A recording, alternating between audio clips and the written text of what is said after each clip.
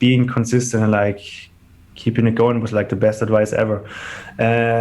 Adding also just to enjoy the things you do, not like trying things some others are doing, and see if that feels good to you. Like, of course, like you get inspired and try out stuff, but that thing that really gets you hyped, this is the thing you should follow. This is like the thing what really stuck with me and like kept me really going. And like it's so integrated now, like it's so in me now that I couldn't think of anything else. I know I enjoy what I do, and I'm gonna keep it going. You're listening to the Freio Music Podcast. To the Freio Music Podcast.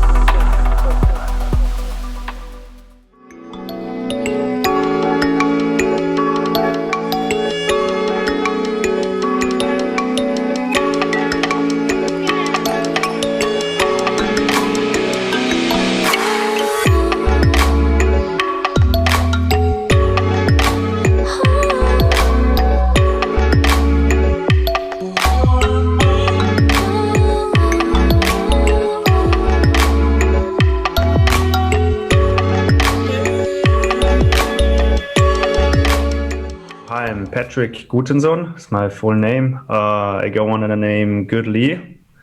As a dancer, my name is Guti, but I produce under the name Goodly, and living in Vienna, Austria, and I'm happy to be on a podcast right now. Nice. Yeah. Did you start out with dance or music? I was a dancer before, and I've been dancing basically half of my life, like even more. I started out when I was 13. I'm 28 now, so most of my life. And it wasn't until like 2012 when I started playing around with like GarageBand and like first time like making beats on a laptop and trying out stuff. So I was a dancer before I started making music. Nice. And what got you into dance? Is there somebody in your family who's into it, or a friend, or how'd you get started? It was a friend from really back in the days who like introduced me like to breaking, also formerly known as breakdance. I was like, really, wow, what was that? But I gotta say, I wasn't allowed to really start at that time because my parents thought it was too dangerous back then. But now I got like a full support, so I'm super grateful. But yeah, it was just until I turned 13, when I got like my first dance lessons. So breakdance, what were your parents worried about? Were you doing head spins, or like what was it that freaked them out, or that was on the edge of their comfort zone? I think the thing with breaking is like most of the things you see kind of like on a media or like television or like commercials are like spins and like heavy moves and rotation and stuff like that. But it's very, very versatile and complex dance art form with a lot of steps as well. So it's not just spin moves, but that's the thing they were kind of like relating to, and they only kind of knew back then. So they thought like I'm gonna do some head spins and then kind of injure my neck or like something happens. Yeah. So, but later on, like they said, okay, it's cool and it's more than that, and it's not that dangerous than they thought at that time. So yeah. And, blessings to them. Yeah. And so when you were 13 getting started, was you mentioned it was a friend. Did you take any classes, or how did you really get into it? Were you watching videos and trying to emulate moves, or? Before I really got like into a first lesson, I just watched like tapes, like back then YouTube wasn't that kind of like big thing, or like it was just kind of like in the very beginning. So it was just like videos, like friends saying, hey, look at that video and like look at that clip, like that guy spinning and doing that stuff and that jumps and whatever. And I tried to emulate like a few steps and like a windmill kind of like rotation on a back, like over, like, it's hard to explain. It's like how to say it? you just rotate like the whole body rotates, not on the back just, but also like to the front. So it's like how to say, it looks like what's a thing called an Inception? That thing the top, I think. Yeah, exactly. A little bit like that. Or so yeah, I tried that at home in my room, which was like super loud and like super noisy and like, well, it was fun. That was like the very beginning, and it was awesome. Do you think that transferred over to music, and did you learn elements about music as you were pursuing dance?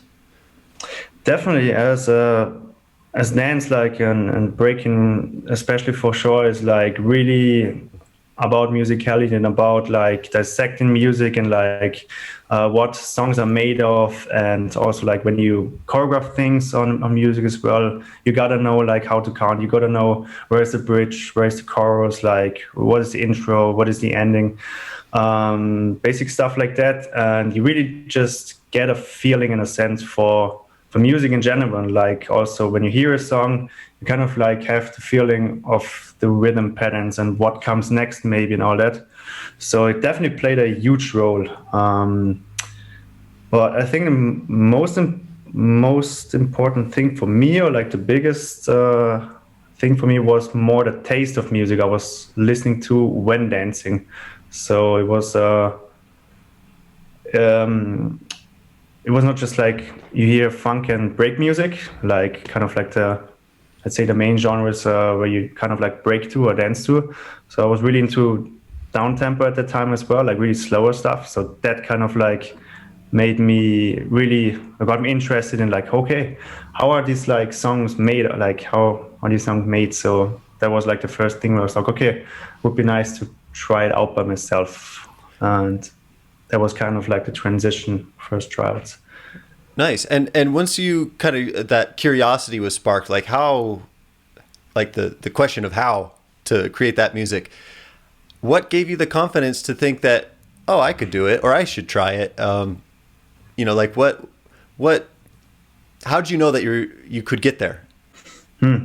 So Good question with confidence, because I would say like with dance, I already had kind of like sort of a confidence, like I kind of knew how I want to move. Like I got my background in it, like I got my foot kind of like in a world dance and all that. But I think because I had that confidence in dance, it was kind of like, it wasn't hard for me like to say I tried it out with music and just having fun with it, like not taking it too serious in the beginning and just experimenting and just seeing how it works and playing around without like having too many expectations, or like any expectations at all.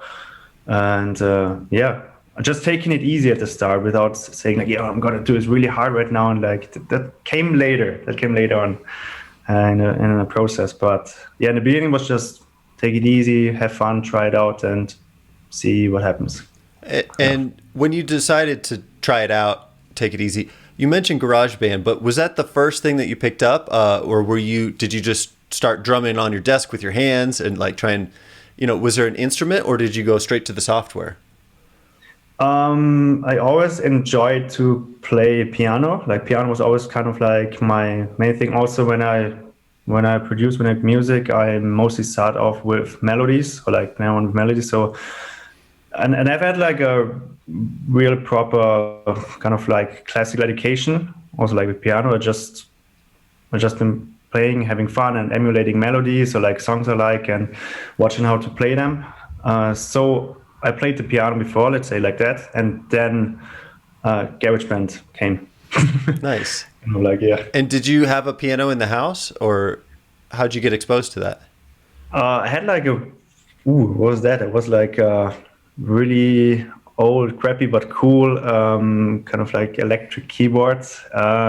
That was like my thing. Also, when I was in art school, there was a piano, and I used to play like in the breaks or like even like after school. So it was never like really serious. Same like with in the beginning of making music, it was just fun and playing around, and I think that was kind of like the origin for me. Cool. And then once you picked up the software, were there any moments or realizations that were like, just mind-blowing moments, like, wow, you could layer infinite, number of instruments, or was there anything that stuck out to you in those early days? Definitely that what you mentioned, like layering loads and loads of melodies and stuff.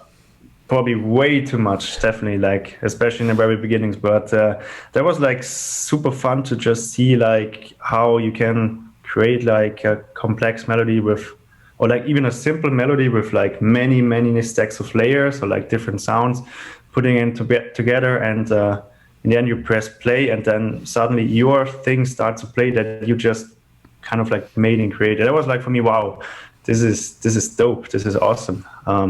Of course, like it sounded kind of like interesting in the beginning because like layering like, I don't know, 100 sounds, still do that sometimes, but yeah, it's definitely different.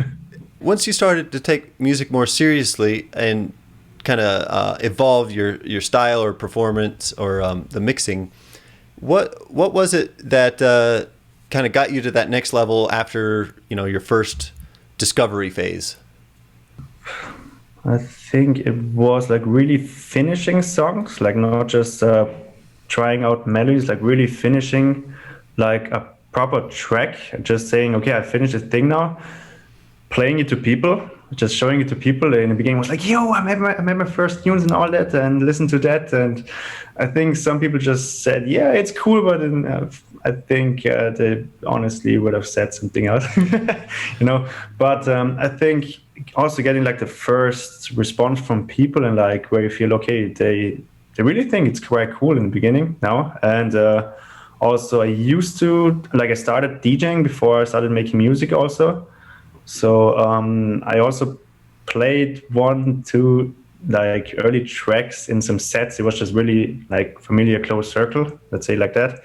So I wasn't really afraid to play that, but it kind of like worked, So there was like there were moments where I thought, okay, this could be something. Like this isn't too bad than I kind of like thought it would be. Or yeah, I think it was just getting the first feedback and the first response that kind of like, this could be something, maybe, I don't know, but I think that was like a turning point, which was really interesting. Yeah, and when you were DJing, did you just kind of sneak them in and just see people's reaction, or did you tell people, "Oh, I'm going to play my own song"? No. I was just sneaking it in. I think quality-wise, people noticed, But yeah, it wasn't like really planned like club parties in the beginning where I did that. It was really like just like closed circles and playing music for an evening or something, or for a few hours, or just for fun. Yeah, I just did it. And maybe just later I said, hey, there was one tune that was mine. What did you think of it? So yeah, I was kind of like that. What other instruments do you play? You play piano. Obviously, I think computer is its own instrument or software. What beyond that, or if anything? Ooh, a good question. Yeah, as I mentioned, I don't have like a proper education, or I didn't take like more lessons than 1 or 4 instruments, like even not for the piano. But I do enjoy playing just whatever I have at home. So I have a guitar, I have an electric guitar here. I got thumb pianos. I got like small things here, which are kind of like our flea markets or like at shops, like at travels. And yeah, I think I just play whatever I have or what I find, or like I like to record. I used to, I still do that a lot, like not in last year because of like COVID, but like always when I travel, I try to find like stuff I can record, instruments, and stay there for a bit and play and see what I can do with it. So yeah, if that answers the question. Yeah, it does. And when did you know that music would be one of your paths that you really dove into? Was there any turning point or realization that this could be something? I think this was more an internal turning point than kind of like an external. So for me, it was like it gave me the same or like a similar fulfillment and feeling like dancing does, and did back then, and still does for sure. And this was like, wow, this is intense. And I always loved music. I always been into music since I was like a little boy. Like music, I got introduced by my parents, and yeah, it was just that feeling of wow, this really gives me like something that I really can't explain. Same with dance back then, which you can't really explain like in the early years. And yeah, it just kind of evolved from that, and I was really like into it. And for me, it just was part of my normal day, like as dance or like other duties and stuff I had to do. Like I just couldn't imagine like not doing it anymore. So for me, it was like, okay, this is that serious for me. So I'm gonna dive into it. I'm gonna spend many hours and dig in and exchange and attend workshops. Yeah, just countless hours of seeing how this whole thing works, kind of. How did you get yourself into the circles that propelled you to the next level or challenged you to improve? But so like in the beginnings, I was like mostly producing together with one of my crew dance mates. He's producing under the name Monkey Fike. He's doing a really cool house music. So I started out with house music mostly, but I felt like I really wanted to dive more into the stuff that got me into that. So it was like more down tempo, chill out, electronic music, trip hop ambient stuff, and all that. It was like this is like the thing I really feel most kind of like drawn to. I think just texting people also, like I kind of like admired and like people I really looked up to. I'm just saying, hey, I love your stuff. I'm a big fan and all that. And just saying, hey, I also make music. Maybe you want to listen to something. But I not always got a response, like didn't expect anything, but just slowly seeing what's going on in that circle, like in that scene, or like different types of genres, and like also like locally who's like active and like who's interested in that direction, and just connecting with people. Like the same thing with dance. It's all about connecting and building and exchanging. And I think that was quite an easy thing, just because it feels so natural just to connect with people. And it of course, like this is something that takes years, but I didn't put any pressure on it. I just also by traveling with dancing, I got to know new people, and they also make music, and some of them also have the same taste. So it just kind of like grew like organically, let's say. And when you said texting people, first of all, I think that's a great strategy. And a young musician starting out today, you should reach out to that other person that you admire or you appreciate their music. But what first of all, I don't know if you want to share, but who were you reaching out to, and what platform did you use?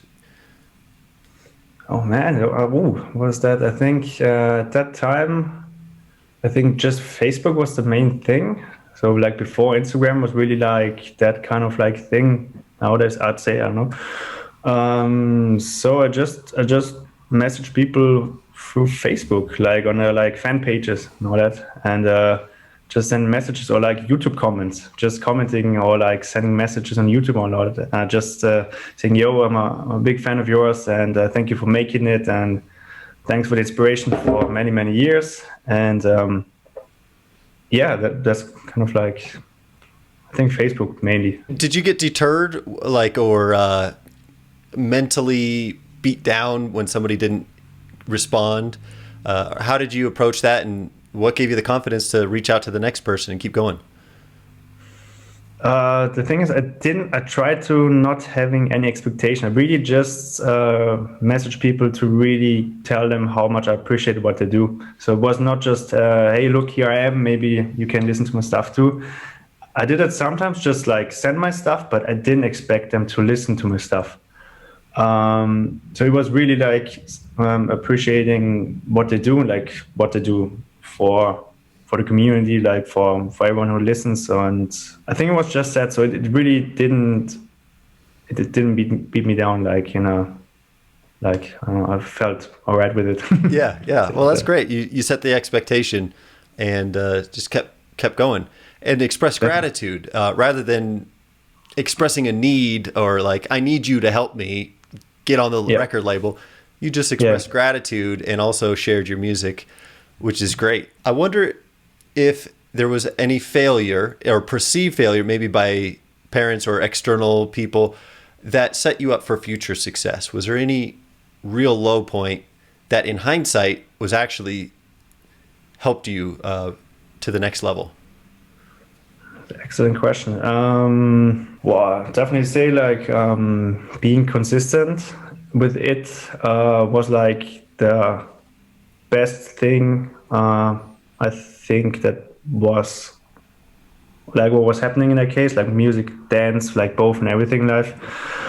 Just keeping it going and like not stopping and not giving up, even though there are times where it really felt like, wow, I'm putting so much in it and it doesn't give me that much back than I kind of like thought. You know, in the beginning was like not having any expectations, but then when you like put more into it, more time and more effort and everything. And in the beginning, you just really have to put in the work. Of course, you always have to put in the work, but in the beginning, it's just put in the work, and you shouldn't like expect too much. Of course, like you can say, yo, I want to get there and reach this and that. That's great for sure. But for me, there were like points where like, wow, I make so much right now and I put so much in it, and I don't feel like there's that much coming back that I put in. There were like few points like that where I thought, wow, it's kind of tough right now. I didn't feel like quitting, but I definitely felt like, wow, it's heavy right now, and I don't know how to motivate myself, kind of. But a point like that was a while ago. So I think now there's like a kind of like good balance and flow where I know, wow, when I feel a bit low, then I just know I have to get away from it and get back on it with a refreshed mind, and I know it's gonna work because I think just because of the organic flow it has right now, and like kind of like know what I want to do with music and know where I stand with myself, music production, all that. So you might have already answered this, but like if you're sitting down and, you know, hypothetically today you're going to try and make a song or start a new song, and things are just not flowing well, or it's just not evolving the way that you'd like it to, how do you reset and or move forward, or do you have any strategies for overcoming that resistance or struggle? I think definitely owning myself, like a minute to take a break from it, like not having regrets doing that, or like not feeling bad on doing that. Of course, like if I want to create something and work on a track, then maybe I just move to different parts, or like even just switch the track. Like I got so many tracks in the making, I think like, wow, I'm so stuck on that particular one for a really long time. I'm just gonna move to another one. Track's not gonna run away from me. I think, just moving away from it for a bit, or just taking a break and dance. You know, dance for me is like really the best balance I can wish for music, because like both each other complement each other so much. So this is a like great thing. I can move away from dance for a day and just make music, and the other way around. But I try to do both in a day, just to have really this balance of mind and body and like all that. Just doing different things. I wonder, do you come up with musical ideas if you're dancing to your track in progress? Like, do you dance to your own music, first of all? No, I don't. Okay. It's like I hear more like from other people hearing when I send some stuff in a makes like to a few people that they think, oh, this is so nice. Why this is not out yet? Why this is not released yet, or something like that? Like it feels good for sessions, and this is like a cool thing to hear. This like for me also a nice thing to know that, okay, it also works well for people to move, or like they resonate with it. But I don't really practice to mind my own stuff in the making, or like, try it. just doesn't happen. Okay. I don't know. I don't know how to use the right language because I'm not that versed with dancing.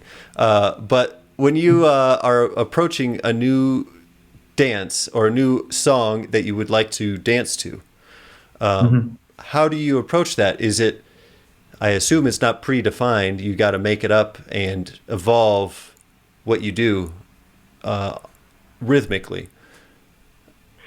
Yeah, definitely. It's never defined before. Also, like, because my approach always has been way more improvised and freestyle. So I never really plan beforehand. Never. Oh, okay. Really rare occasions where I really plan stuff. But for my personal taste and choice, I really try to not plan too much on that and just really see how the feeling is right now, and then kind of like things just really drop in naturally. So I don't have to think of it too much, and it feels right. Like when you're creating a song, do you see dance moves in your head? Like, do you think like, oh, this would work nicely with that move, or this melody would be, or this drum beat would be complementary to this style or approach? Yes, sometimes, but to be honest, I try to not have that too much on my mind, because I'm not trying to go a specific genre direction. So even like when I think of dance, I think, okay, it could be nice for dance floor right now, like for a certain style of dance, a certain style of music people would dance to. So I would just try to not. I just try to let the track evolve naturally, organically. Sometimes I think of that, yeah, it's like a 4 on the floor house track right now. So yeah, I'm gonna keep that rhythm. That's nice, and I think it could go well on dance floor. It could go well, but yeah, just I don't try to think of dance rhythms or patterns too much, and just let it come somehow and see like what the rhythm and the tempo will be, kind of like after the feeling of it. And when you're approaching a brand new song, how obviously every song's unique, but walk me through some of your creative process. What do you typically start with? Is it melody, rhythm, and then where do you take it from there? I hear from many people like they start off with rhythms, and I was never really kind of like never. I don't want to say I wasn't really good at that, or it doesn't never felt kind of like the right. I always start with melody. I think there was like really rare occasions where I started with a drum beat or something, with a drum loop or with a rhythm pattern. So it's always a melody. I just play around like on my keyboard or like with the stuff I have here, and yeah, mostly I try to catch like kind of like my mood where I'm in. Sometimes there are like melodies in my head that try to emulate. So it's a mix of emulating melodies I got at a moment, or like I caught before, and just experimenting with stuff and see where I can find something that resonates with me. So yeah, it's always a melody, say it like that. And that melody, is that structurally over the course of the song, is there one melody that you keep going back to? Or do you try and find like the chorus and the hook? Or do you work on the verse? Like, how does it evolve in a structural sense? When I make a melody and I layer stuff on top of the melody, or like next to it, or like just building stuff around, this most of the times becomes the chorus. So this is always like the most intense part, let's say, get that, or like the part where maybe most of the stuff is in, or like playing, let's say, at the same time.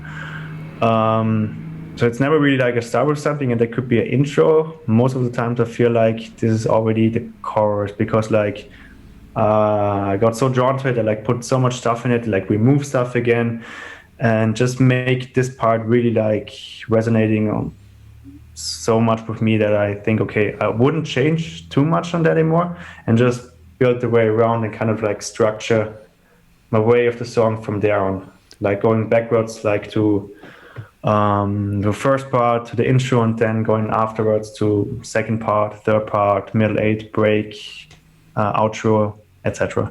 So whatever like the structure of the song will be. But yeah, most of the times it's becoming the chorus when I make it. And when you're starting out, do you usually use I'm generalizing from my own experience, but like, do you work with like a loop at first, maybe like 16 bars, get that melody out, and then layer things on that, and then spread it out over the timeline of the song?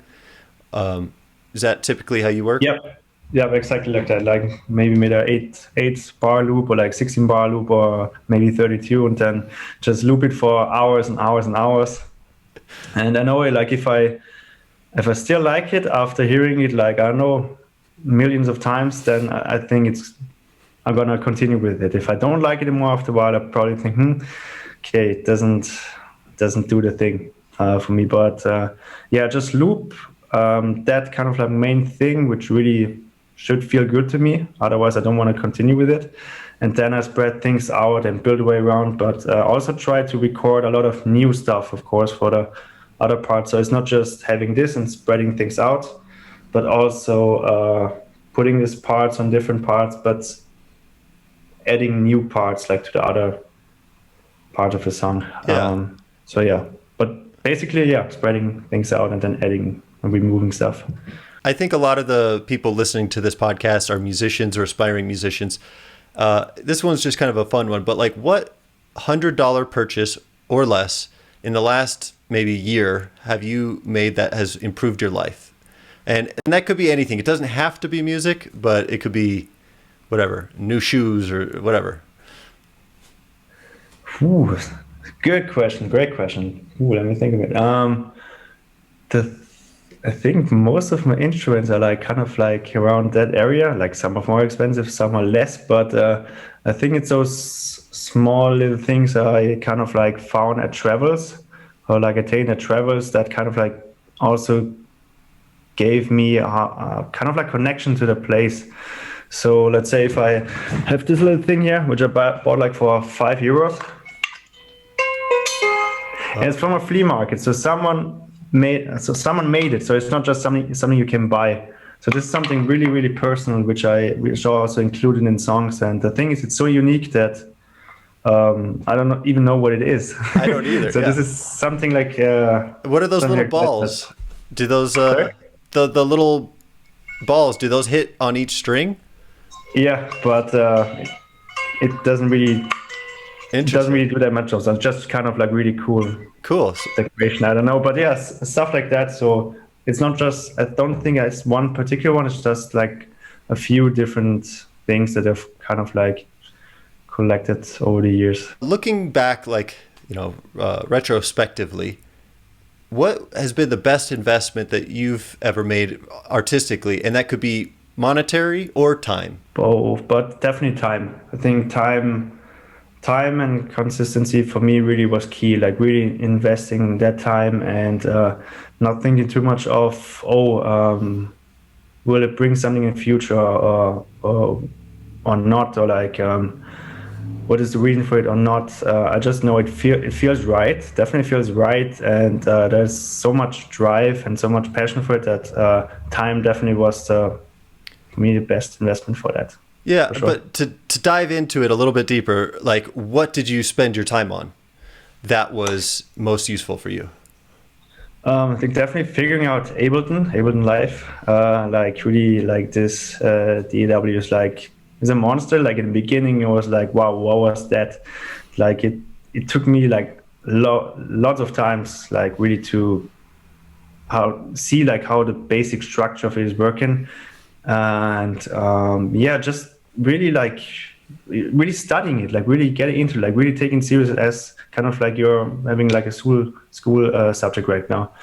That was the thing for me that was definitely very important. And also like just watching a lot of videos, like watching YouTube tutorials, exchanging with people, doing sessions with people, really like listening closely, really being open for to honest feedback and all that. I'm really like just exchanging and absorbing and really being open to learn. And I think time-wise that was and is still like a big most important thing, I think. Ableton specifically, was there any great resource other than friends that you gravitated towards? Did you go through like Ableton official tutorials, or was there one random guy on YouTube that like really had in-depth knowledge? I think that one crewmate I mentioned before, like who I started producing with, both of us were like really like sending each other like videos back and forth like day and night. So if you should watch that on compression, or you should watch that in EQing, like basic stuff, like you should really know and watch, and like seeing like how that DJ deconstructed that track and all that, and just sending things back and forth. I think That's great. And were you guys kind of at the same level of skill, and you were evolving together? I think, yeah, we made a few tracks together that we never released, but we always really enjoyed doing it.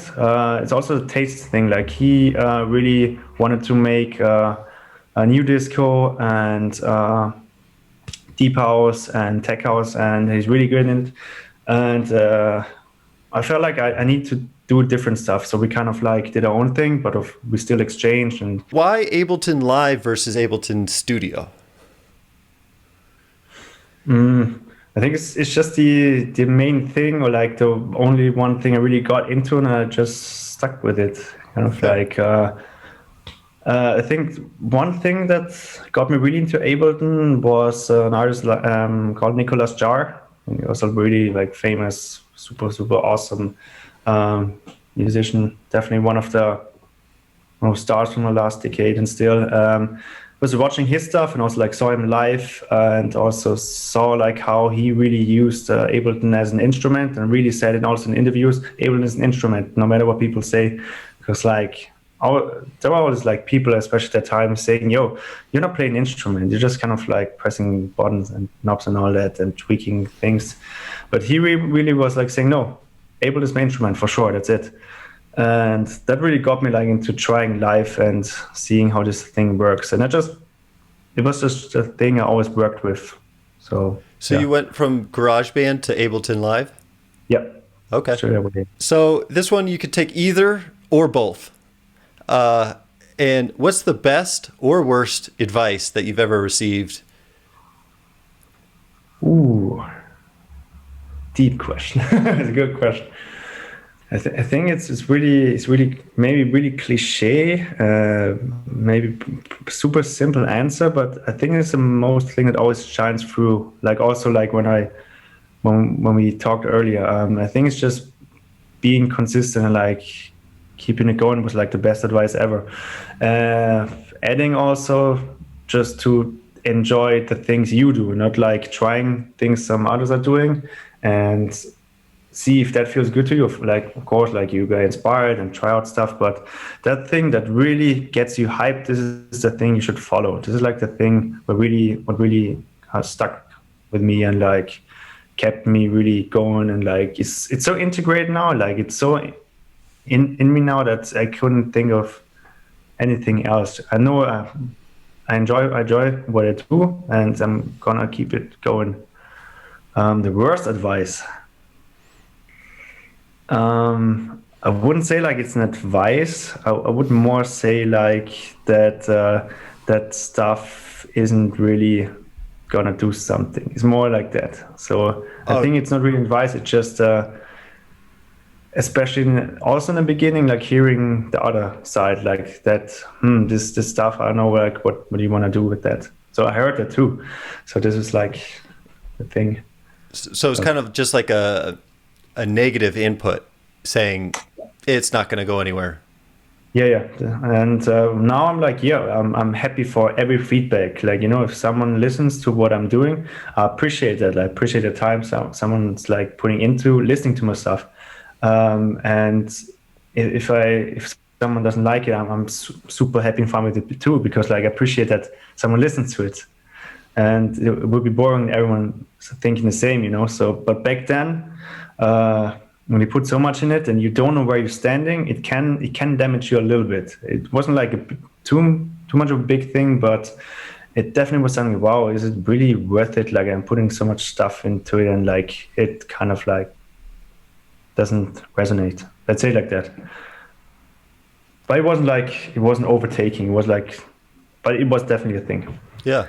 And how do you deal with that today? I mean, everybody now has a voice online, and they, not everybody should be commenting, but they're more than happy to comment and tell you, things that you should be doing or should not be doing. How do you deal with the haters online? Do you have them, or have you interacted with them? I think I don't really deal with it like in a proper sense that I kind of like answer. Yeah, kind you of just like brush when it I off. see or read something. It's rare that I kind of like answered. I think it's been a long time since I think answered something like that. I have to admit, like I gotta be honest, I don't have too. I think I didn't receive too many like hate comments online. For now, maybe some I didn't see. I don't know. No, but yeah, I think I'm just so grounded with at the moment with like I feel balanced with what I'm doing and what I want to do and what I want to express and what I want my message to be and sound like, that it doesn't really do much with me, I think. Great. As I said, I really appreciate that people are taking the time even to comment, no matter what it is, because they listen to it and then they have their opinion. It's a beautiful thing. So I'm fine with that. That's awesome perspective. How do you cultivate that, like tranquility and just the being open to creating? How do you keep your mind in a place that's positive? I gotta say, like most or like many of my songs and like backgrounds and origins for my songs come come from not a good place, let's say like that. I'm really inspired by emotions. This is always also the main thing I say when people ask me what I kind of like the biggest thing that drives me when I make songs are emotions.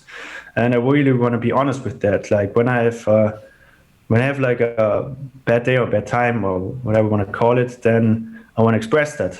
I don't want to like say, okay, I'll make a happy song now because it's the only thing I want to express.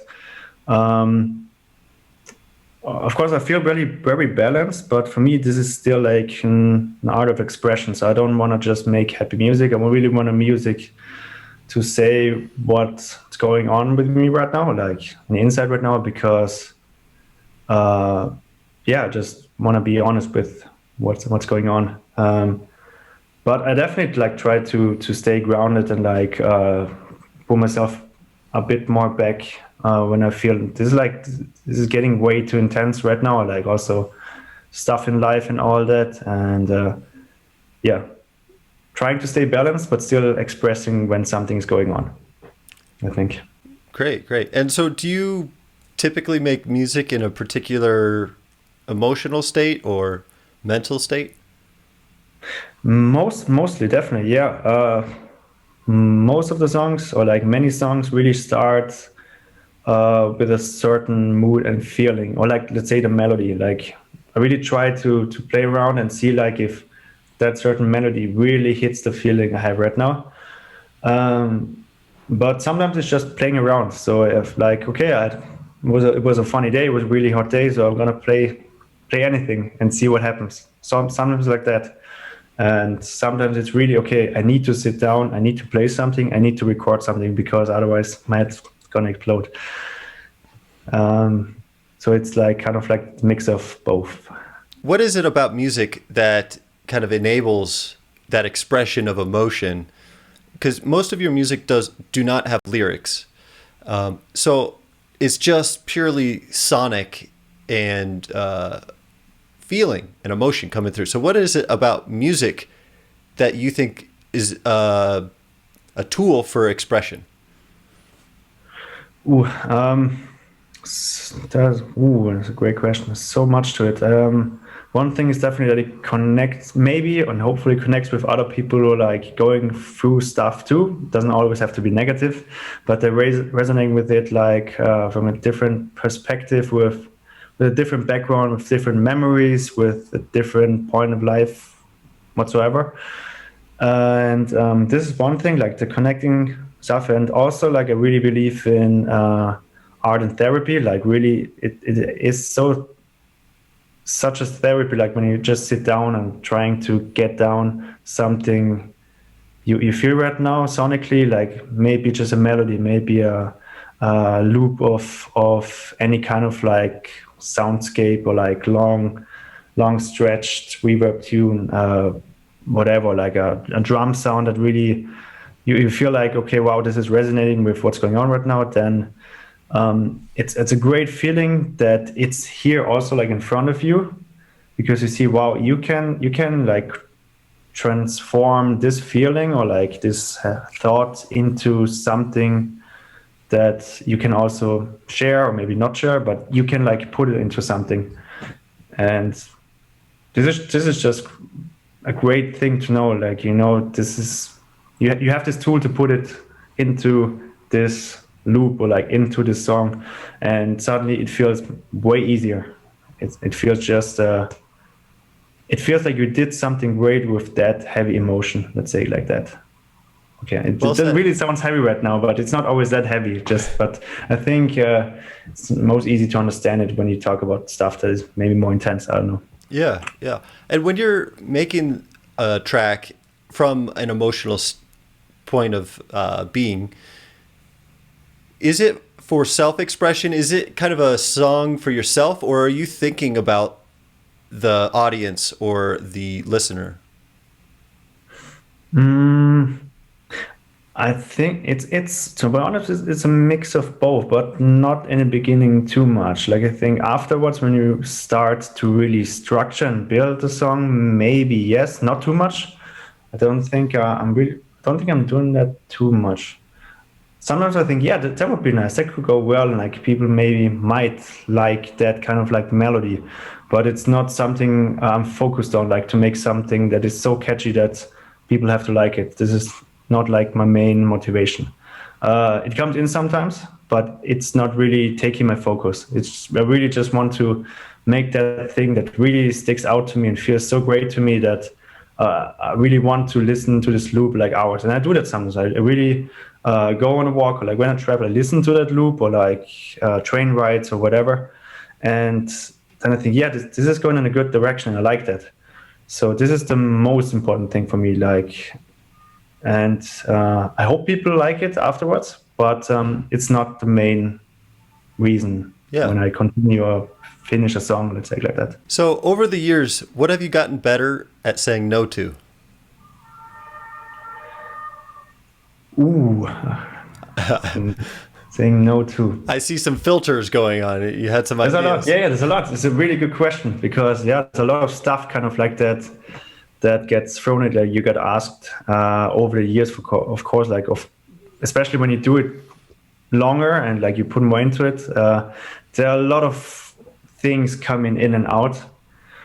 And I think it's really saying no to stuff that you heavily not resonating with. Like really you feel this just doesn't feel and sounds right. And I think I say it very objectively, like really like not specifically. I think just saying no to things that you feel is not right for you, like maybe job offerings or like things people ask you to do for them, and you feel no, it doesn't feel right. So I used to say, yeah, I can do that, but inside I felt it wasn't right. It really wasn't right, and I felt kind of like a regret afterwards. So just saying no to things that you don't really resonate with. It's hard sometimes, but I think important. I wanted to talk briefly about a few of your tracks and some work that you've recently released, and dive into it a little bit. Obviously, I don't want to take up your whole day, but so you your most recent album or release, Water Diary. So first of all, it's got a beautiful cover. I just want to start there and just figure out how did you come up with that? Who helped you, or was it a vision in your head? How did you start out? First of all, thank you so much, man. Glad you dig it. And the artwork is made by a graphic designer, good friend called Martina Stipan. She's from Croatia.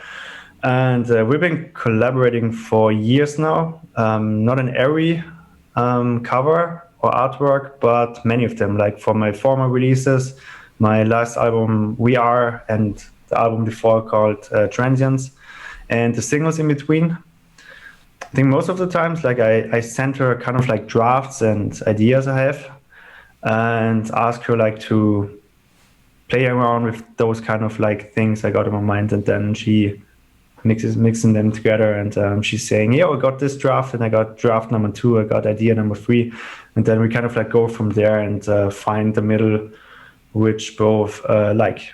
But I think most of the times, I think it's me sending out main structure, like something I can see visually. Do you watercolor, or are you a visual artist as well?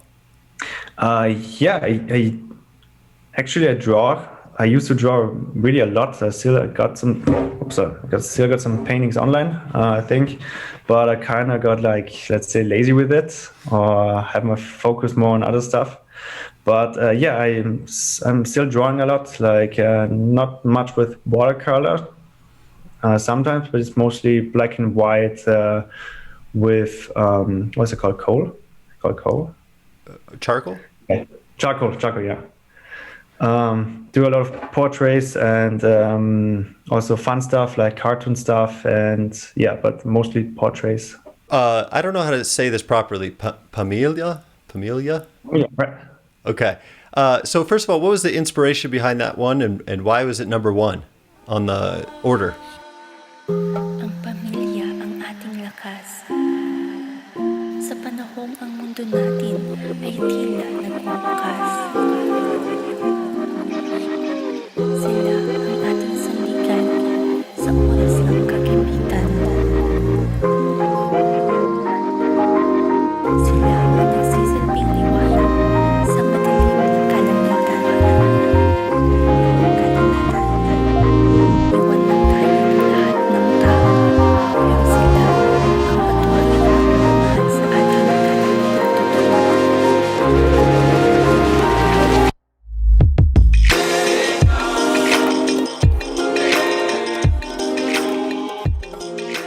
I think Water Diary is kind of like super diverse, like with its choices of songs and genres. And the word pamilya means family in Philippine language. So I'm half Filipino. And also in that song, my cousin from the Philippines is talking in the middle part about what she feels, what the word family means to her in a few different phrases.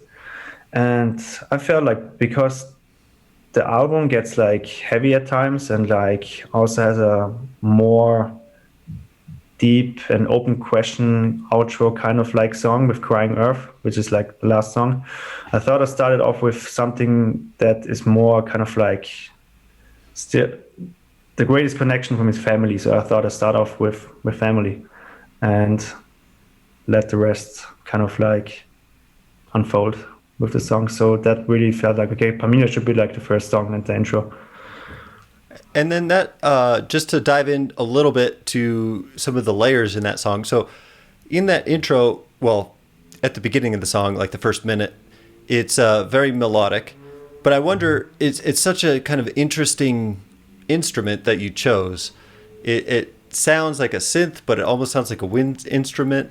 And I just wonder if you're open to it, talking a little bit about how you landed on that sound, or any tools that you used. Sure. Fun thing on this one is really nice to hear like what people think it is. It's actually a voice. It's a voice sample.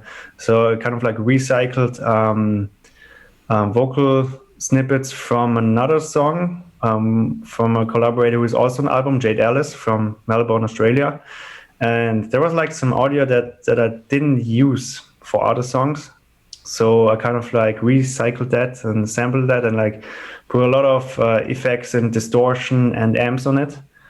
And I think the main thing I used was it's called Tal filter, TAL filter. Okay. Yeah. Don't know that one. So I kind of like put that on it and like, a lot of different effects to kind of like destroy the voice and the sound and make it sound like a synth, but it's actually a voice. So. And then did you draw in the MIDI notes of the melody, or was that melody already in the vocals? No, I drew on the MIDI notes. So I kind of like, I was looking for parts that kind of like interesting, but not like too complex. So really like just 3 notes or like 4 notes. I think on this one it's just 4, and then just really distort it heavily and make it sound kind of like otherworldly. I know. Yeah, that's or not great. like a voice. I would not have guessed that it was a voice, so that's cool. That's really cool. Yeah. I got the wind. I don't know if that counts for anything, but Sure, man. Yeah. Cool. Cool. So you mentioned that you ended with Crying Earth, and I wanted to dive into that one. It's such an emotional melody, at least for me.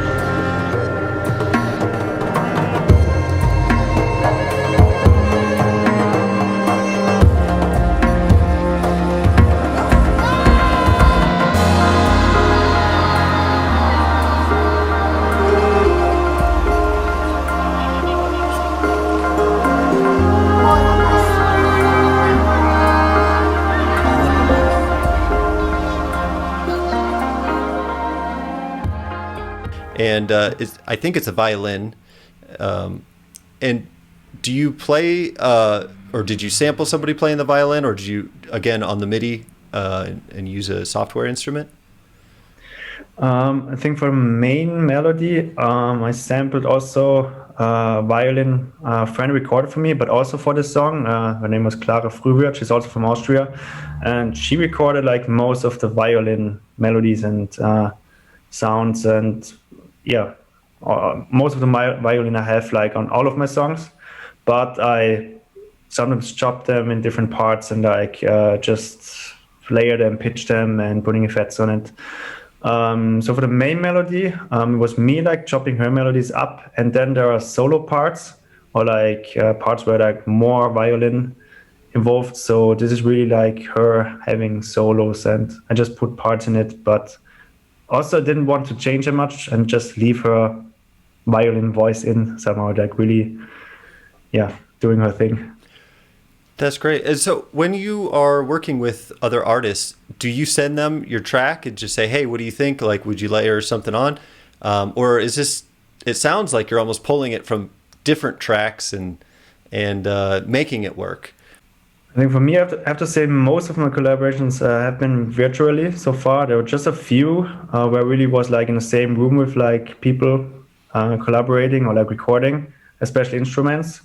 For example, the violin, like we've been in the same room and recording stuff, but also I sent her for the new album the song without violin and like more straight back. And asked her, hey, do you resonate with the song? And you think you can play some melodies over it and just really improvise and see what works for you and what sounds right to you?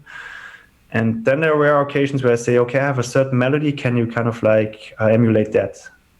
Or like I kind of like play it on a keyboard or on a piano, and then ask, can you play that on a violin, on a flute, for example? I have a lot of flute in it as well on other songs. Yeah, so it's a mix of like asking to emulate stuff I want to have in it and just letting the people do their thing. And that song in particular, Crying Earth, what was the motivation or inspiration or meaning behind it? I think I really wanted it to be like a really kind of like in your face statement of like what's going on right now in our world, and like so many different things, sorry. So this was like a more external drive, also like internal, of course, like because I feel many things are really affecting me, and sometimes I really get lost in those things, and I feel I have to make a song about it because, yeah, there's so much going on that I feel the urge like to express this. Also, I feel maybe it sounds a bit cliche too, but I feel the responsibility to express that as an artist as well. So yeah, when there are heavy times, I can't make a happy song. Yeah. So like for me, it's very simple. I can try, I can release something afterwards or later, but I can't make a happy song at that moment when I feel the urge to express something that is heavy. And Crying Earth for me was like just without lyrics in it, a feeling of wow, there are things happening right now that are heavy, and all of this happened before COVID and in the middle of the pandemic. So well, I appreciate that song, and I'm grateful that you did share it. And I think the title of it is it's just, you know, right up in your face. You can't hide from it. It's not some subtle thing. It's a beautiful expression. thank you very much. So I wanted to dive into one more song from this album, and that was Heart of Glass. It's different than all the others, and it doesn't have any drums or like a underlying beat. How did you create that?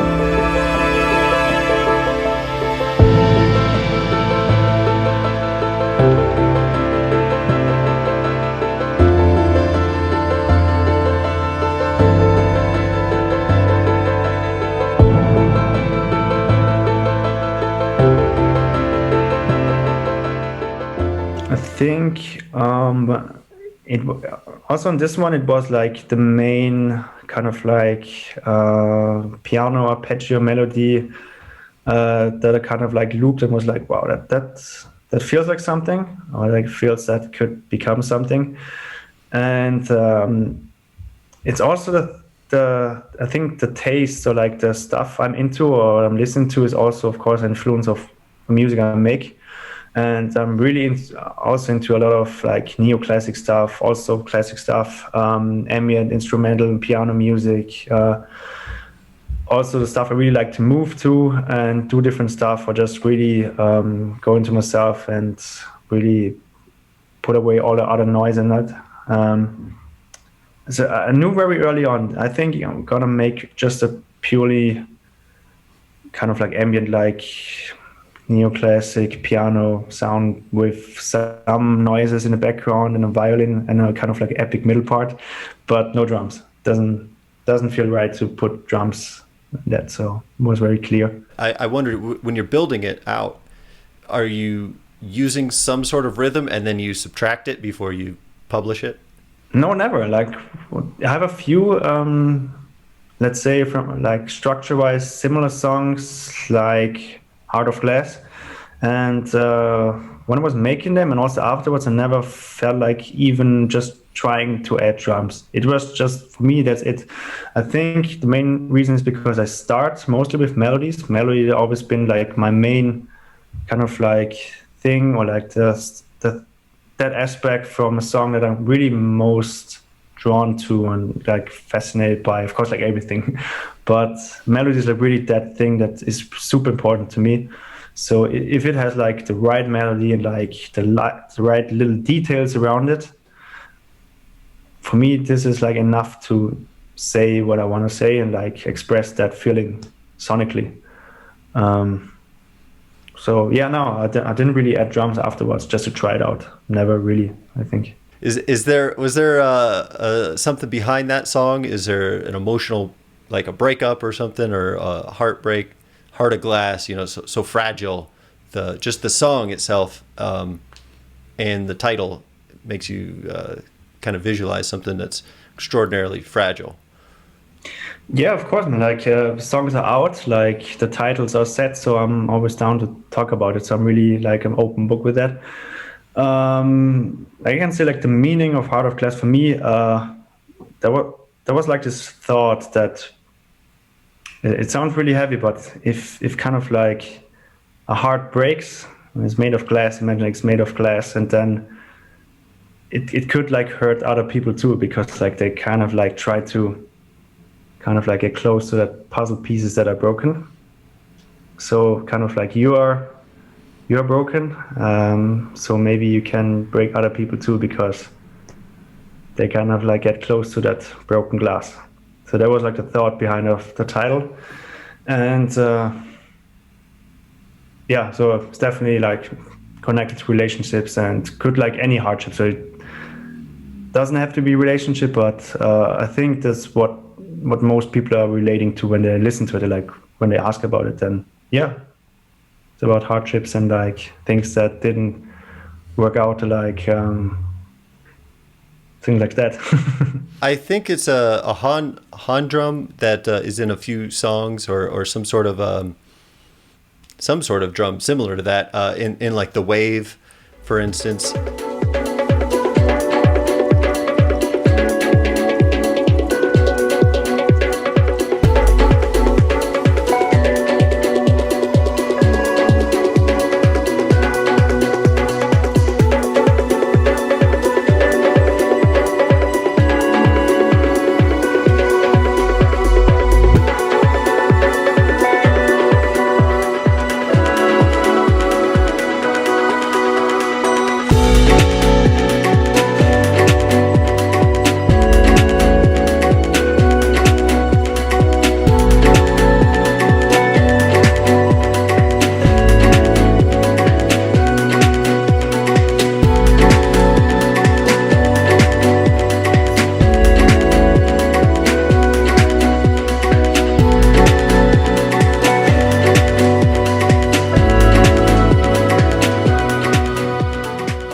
Is that you playing?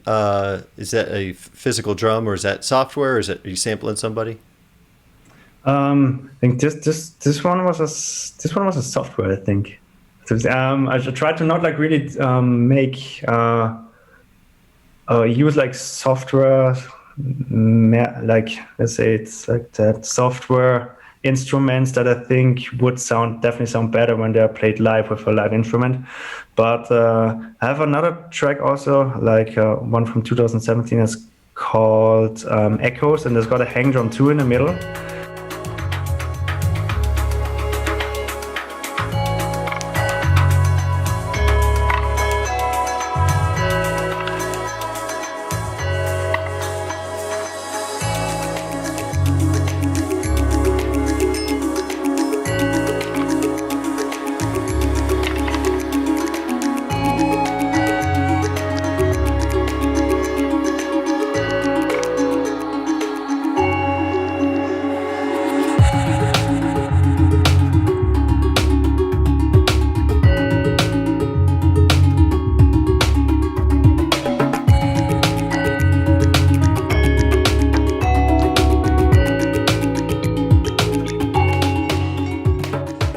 And this one is like from it soft synth as well.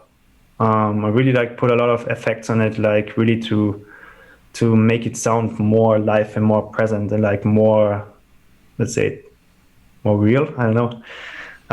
So yeah, I do sample sometimes, like from other source, and like really manipulate it, and so you don't like hear like the source, and like really like play around with it. But most of the times I recorded stuff, or it's like my hardware synth, like software synth. So this one, it was a software synth. Just can't remember which one it was. To be honest. That's fine. That's fine. Yeah. So just to generalize, when you open up a brand new Ableton project, are there any favorite plugins or software instruments or drum packs or anything that is a consistent go-to?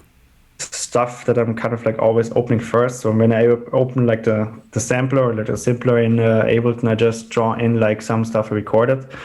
For me, it just really got so normal that I this is like my default. This is like the stuff I'm really starting out also with melodies.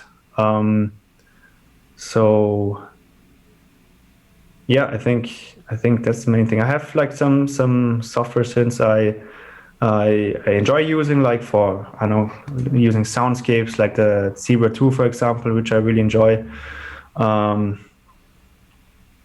But yeah, most of the stuff is really coming like from the stuff I recorded. Really see like what I can discover. Even if it takes longer, for me it's way more rewarding, like to invest more time and see if I can do something with that. So it doesn't always work, but yeah. Were there any major breakthroughs that helped you, accelerate your growth musically? Definitely like becoming part of that family and label. I was like wanted to be kind of like, I never thought I'm going to be in there. Like there will be like kind of like that bridge, and there was like getting into Loci Records, with also having Emancipators, like say one of my biggest influences and inspirations when starting making music as well. Also just in life and all that. So that was like a thing that was quite surreal to me, and so like so grateful that this happened. And that was like for me also a one kind of like approval that it's going in a good direction, it's going in the right direction, and shouldn't stop. Yeah. So what is it like from a musician who might not be a part of a label? Why is it valuable to be surrounded by such legends and inspirational figures and musicians? Like, I think I put it like in two parts. I think today, like we're living in a time where you can, of course, like release your own stuff and you can do everything by yourself, and also then like connect with other people and still release your own stuff. But one thing that I also mentioned earlier was like really about connecting, and really especially connecting with people you really resonate with, and you think really you can grow together. And even cooler, like when there are people in there really you're looking up to and really respect a lot, and really big influences for what you do and how you kind of like approach the art. So yeah. Well, the last question's for you. Is there anything else that you want to share with the listeners, parting words, or plug anything that you're working on in the future? Well, first of all, thank you for having me on this one. Really enjoyed it. And so far, I'm working a lot of new stuff. Like also when Water Diary dropped, I was already working like, let's say, on album number 4. And I have a lot of new stuff in the making. I'm really excited about that. Is also, it feels different than this one for sure. It feels a bit warmer, like in context of like, how to say, like the energy. So let's see how that direction will be. There were some remixes that are kind of like coming in the making, and live shows. So I think just working on new stuff and hope I can share most of them very soon. And of course, like thanks everyone for supporting and listening. And without that, it wouldn't be possible. So. Great. Thanks. And anybody who is listening that might not know where to find you or what platforms you're on, what are the best links or platforms to connect with if somebody wants to reach out or discover your music? Well, I got a homepage called www.goodly.me. So you can find me there. You can find me on Facebook. My real name Patrick Gutensohn, or Goodly. My artist page. You can find me on Instagram, Goodly, or just Goodly. You find me there. I think most platforms you can find me with that and say hi. Great. Well, thank you for sharing your music, being an open book today, and talking with me and expressing, those emotions that come through your music. And I'm very grateful for your time and just the fact that you put out music. So thanks for doing it, and I wish you all the best. Thank you so much for doing what you do. I really appreciate that too. And yeah, it was a lot of fun, to be honest. And more of that, please. Very nice, very nice. Great job, Mike. Thank you, Mike. Thank you.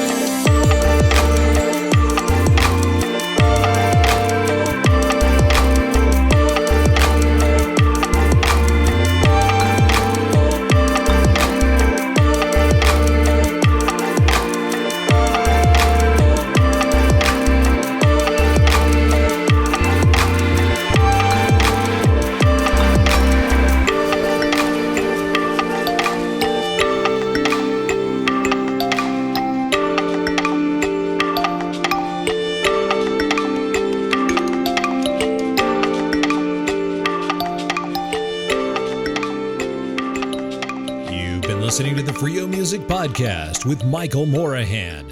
Be sure to like, subscribe, and hit that notification bell so you don't miss a single episode. And don't forget to share this podcast everywhere. Thanks for listening, and until next time, stay tuned.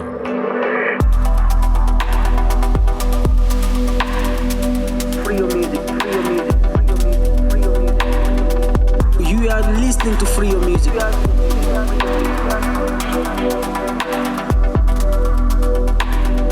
Stay tuned.